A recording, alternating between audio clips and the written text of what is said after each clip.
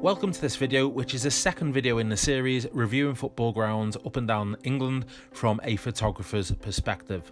Now this video features Swindon Town's county ground, which I visited early this season. I've been there quite a few times before, but this was the first time I'd actually photographed at it, so it was a new ground for me. It has a capacity of just over 15,500 and is a pretty old stadium. It did of course host Premier League football briefly back in the 1990s when Swindon spent a brief period at that level.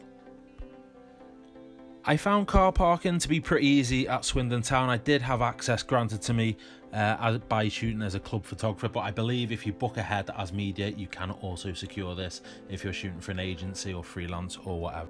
You can see here access is just between some houses and the County Ground Hotel, which is a pub, and that is just off County Road. So it's a big thumbs up as far as parking is concerned from me.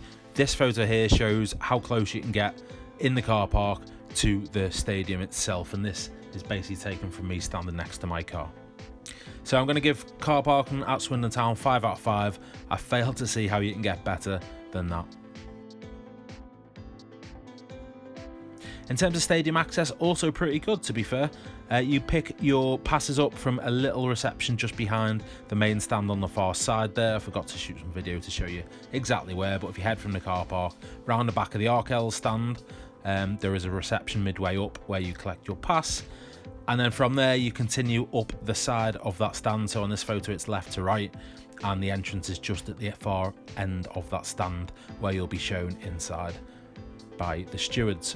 So pretty easy access really, all pretty close to the car park and all fairly straightforward. So for stadium access, I'm going to give it a 4 out of 5. The only thing you could probably do better is have the passes in the same place as the entrance, but I am nitpicking somewhat.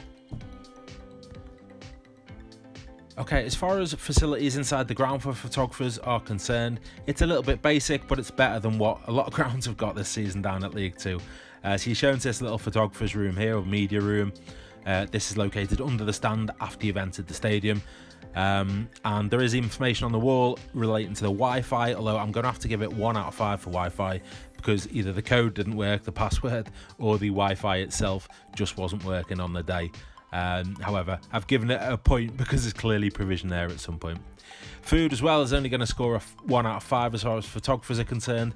The lovely lady in the photographer's room or the little media room there will make you a cup of tea. So there is hot drinks available, which will score a 4 out of 5.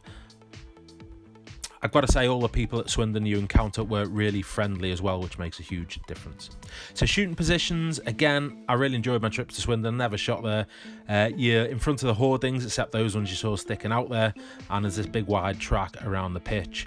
I certainly went on 3 sides of the track. I think you might be allowed on that far side as well. Certainly up of 3 sides you're allowed to shoot, pretty easy. I give it 4 out of 5 on the shooting positions. I didn't go behind the goal at the open end stand of the pitch. I can't remember the name of that stand, purely because it was empty and the away fans weren't there. They were up in the corner, so that's where I sat. In terms of overall scores then, you'll see here the parking, the venue access and the shooting positions all pretty good, and it gives a final score for the county ground of 19 out of 30, which is significantly better than my first video for Oldham. Next one up is going to be Scunthorpe United, so stay tuned next week for that video. Thanks for watching, goodbye.